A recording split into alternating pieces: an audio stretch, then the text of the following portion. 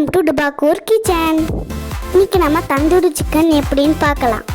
தண்ணியில் கழுவி நல்லா மஞ்சள் அப்படி போட்டு நல்லா கழுவிக்கோங்க. எங்கெங்க மசாலா போடணுமோ அங்கே தான் வெட்டிக்கோங்க.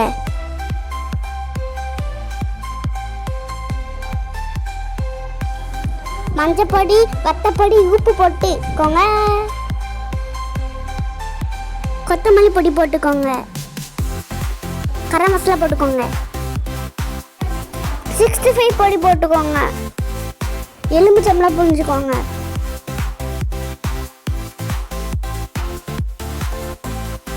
தயிர் ஊற்றிக்கோங்க. இஞ்சி பூண்டு பேஸ்ட்டு போட்டுக்கோங்க. பெருஜீரகத்தை இடித்து போட்டுக்கோங்க. இப்போ எல்லாத்தையும் நல்லா கலக்கிக்கோங்க.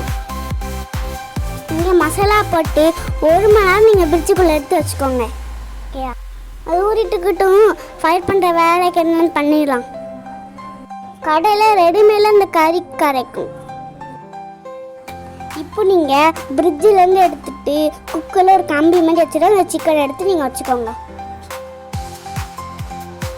3/4 வேக்காடு வந்த உடனே வெளில எடுத்துருங்க. ஃபயர் பண்ணுற இடத்துல சிக்கனாக வைக்கிறோம். அப்படி கொஞ்சம் மாற்றி எடுத்திங்கன்னா நல்லா வெந்துடும். கீழே இருக்கிற கறியிலேருந்து வர புகை சிக்கனில் போட்டு நல்ல வாடையாக இருக்கும். ஒரு 1/2 மணி நேரம் போட்டு எடுங்க. இப்போ நல்லா லேசாக வெந்திருக்கான்னு கொஞ்சம் பிச்சு பார்ப்போம். நல்லா வெந்திருக்கு. சுவையான வீட்டில் செஞ்ச தந்தூரி சிக்கன் ரெடி.